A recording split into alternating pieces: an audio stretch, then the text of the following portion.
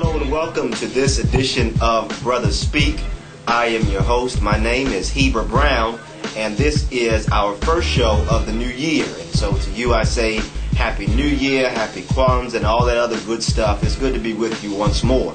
As usual, we have two of the most articulate and intelligent brothers that I know sharing with us on this show, who are bound to provide very critical dialogue and interesting insight on a number of issues. To my immediate left, we have a good brother, Brother Tyrone Keys, sharing with us. Tyrone, thank you for being here once again. Thanks for having me. And on my right, we have another good brother who's been on the show since its inception as well, and that is good brother Ted Smith. Ted, thank you for being here. Glad to be here. On this first day, on this first show of the new year, we thought it important that we come together and discuss an issue that is gripping the nation and I would say even the world. On the day of this recording, this is the week after our illustrious president, President George W. Bush, interrupted regularly scheduled programming to announce his thoughts and new plan on Iraq. And he announced that he would need approximately 20,000 more troops in Baghdad area, in addition to more resources, economic and otherwise, to really do the job and get the job done, whatever the job is at this point in Iraq. So I'd like to start with just initial reactions on President Bush's plan. Let's start with you, Tyrone.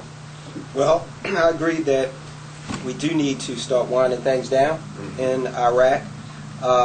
We obviously, at this point, I think everybody can agree, we have a responsibility since we did go over, and whether you agree with how we went over, why we went over, we are there. And we have a responsibility to wind things down in a systematic manner. And it's apparent that the levels of troops that we have there currently are not able to put down the insurgency such that it is today. And I'm, the president, myself, as well as John Kerry, Hillary Clinton, have all agreed that there need to be additional troops in Iraq in order to wind this thing down the right way. Now, some collective amnesia is going around the Democratic Party in the past couple of weeks, because you have a lot of individuals who are clearly quoted as saying that we need more troops in Iraq, such as Harry Reid, now coming out and saying that we don't need more troops in Iraq. So it's really troubling, because I know a lot of people on the other side have also said that, hey, look, this is what the president thinks. I usually don't agree with him, but I do at this point. But you've got the Harry Reids and the Pelosi's who have come out previously in favor of more troops. Now, looks kind of suspect. Looks like just because the president says it, now they're obligated to disagree with it. Now they're saying that we don't. But if you check the record, as early as 2 months ago, Harry Reid was quoted as saying we need more troops in Iraq. Ted, what's your initial thoughts to Bush's new plan? First off, I just want to say that the recent congressional elections were a referendum by the American people on our thoughts on the war in Iraq. My brother Tyrone has talked about the Democratic and Republican side, but I feel that they're both disconnected from the American people, because members of their families, by and large, do not serve or not risk of dying in these wars. And so my gut is for the American people to tell the powers that be to boycott the armed forces and tell them to send their loved ones to die in support of this growing American empire. I'm not buying the rhetoric from both sides. I feel that they use the poor and the working class of this country as pawns on the chessboard. Well, I think that Ted has a point in that those of lower economic classes usually have joined the military. I think you could look back as far as the first militaries and see that has always been the case. it continues to be the case to this day. I'm not going to debate whether that's right or wrong, because you do have some of higher privileged classes who are in the military. You can't make a blanket statement and say every military is dominated by just the poor. But the one thing that my father, a United States Marine, never ceases to remind people is that we do have an all-volunteer military. And my father volunteered back when the draft was going on in the Vietnam era. He volunteered then. But here and now we have an all-volunteer force.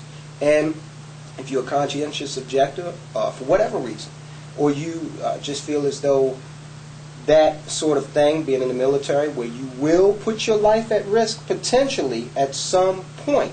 I've heard people say, "Well, I signed up for this to go to college."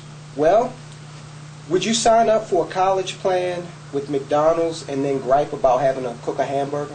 I mean, this is the armed services we're talking about. To your point, real quick, Tyrone, let me say this: when you say all volunteer, I mean, certainly understand that on paper it is all volunteer. But what are your thoughts on this reality, in my eye anyway, that for some, the menu of options, the menu of other options on the table are removed for whatever reason, are removed so that, the choices before you become less and less. So now it becomes either for some it may become either sign up for the Army or stay in this, poverty-stricken neighborhood and have no way to support my family, have no way to advance myself as a human being. Would you have any qualms with that aspect? We say volunteer, but for some folks, it's like, if I don't do this, I ain't got nothing. Well, I totally disagree with that. I mean, if you don't do that, does that presuppose that you are unable to attend community college and from there transfer to a four-year college? And from there go on to achieve your master's degree, which is exactly what... But they don't have the money, though. Like you just... Well, let me bring up a point of an individual that you and I both know. And we know that him and I coming up were not possessed of silver spoons. Benjamin Long, Pastor Benjamin Long. Now, you know that he did not come out of privileged economic circumstances. Right.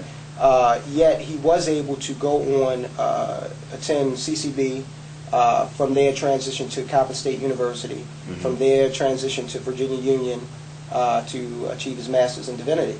So I don't think that Benjamin ever looked at the military. However, there's a circumstance, there's an example of one individual who was representative of many, who had other choices, yet they did not come from privileged economic backgrounds. I don't think the point is to condemn the people that are seduced by the military and do not see the greater picture because they don't have the consciousness or the insight. I find it ironic that this is Martin Luther King's birthday, and Dr. King called the United States the world's greatest purveyor of violence. Yeah. And standing in the tradition of Dr. King, everybody looks at his, we'll talk about his dream. Hold on, before you go there all the way. Okay. I want to say that for the second half of the show, but we are going to go there. Okay. Let's stay on Bush's plan just for a moment before we go back to King. Because today, the day that we are taping today is Dr. King's holiday. So we are in Dr. King mode today, as we rightly should be every day of the year. But back to Bush's plan. To me, my greatest concern was and is that it doesn't sound like a new plan. Adding more troops, that's what you've been doing. This isn't the first escalation of troops. This is the first time that this plan is... you met with the Iraq Study Group, you've met, Rumsfeld got kicked to the curb, Robert Gates pulled on, all these changes happened, all these consultations that the president said he's having, and I just thought we would hear something that was different. Even if it wasn't a 6-month withdrawal, 8-month withdrawal, whatever, even if it wasn't that, I was thinking that something different than what has been was going to be presented. Well, you do have something different, and Ted spoke to this just a few moments ago.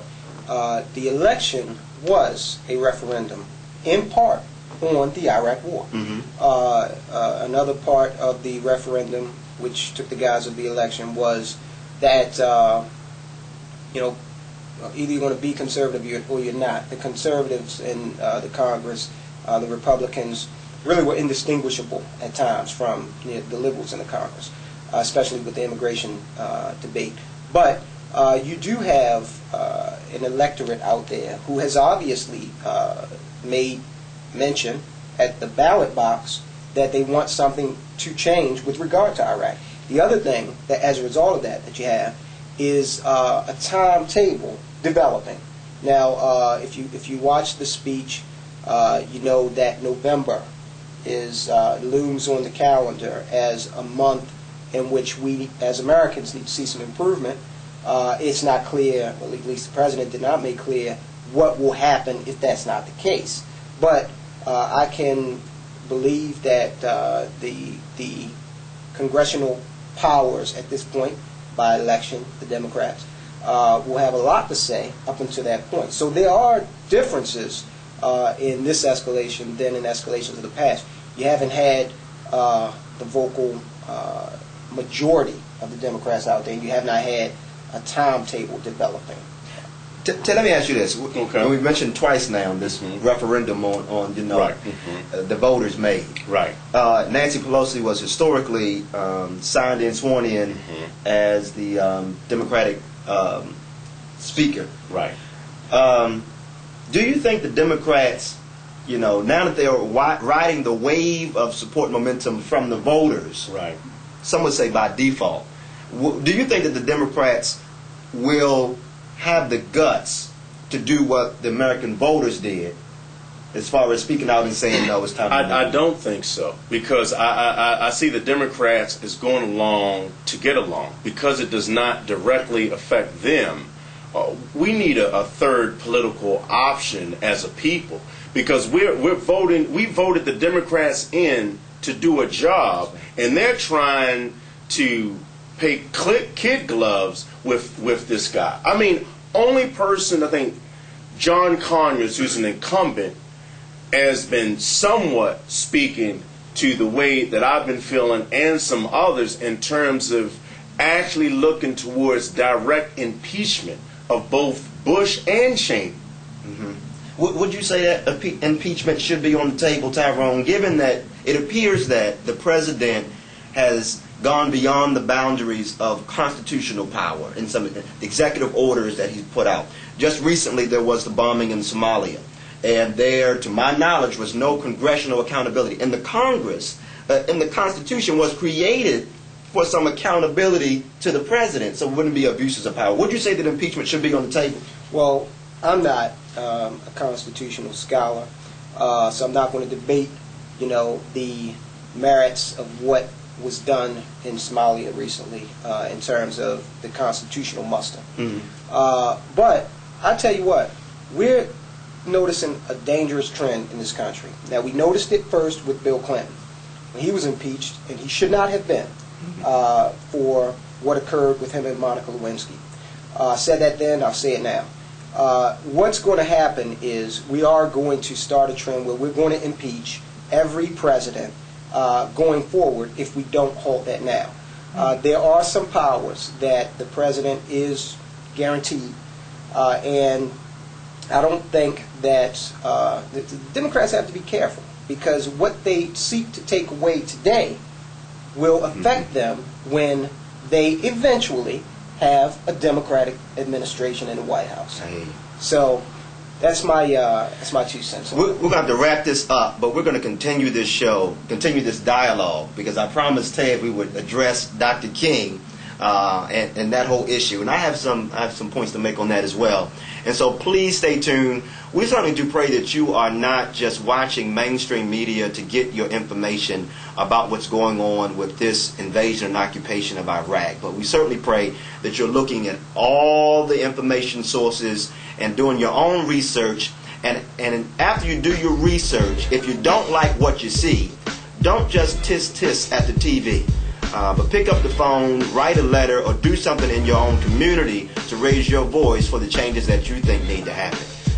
That's this edition of BrothaSpeak. Thank you, Tyrone. Thank you, Ted. Don't miss next week's show. We're going to keep it going because we have to continue this discussion on the war of Iraq. and Dr. King and what this all means in our generation. So thank you for tuning in. We'll see you next week, same time, same place for BrothaSpeak.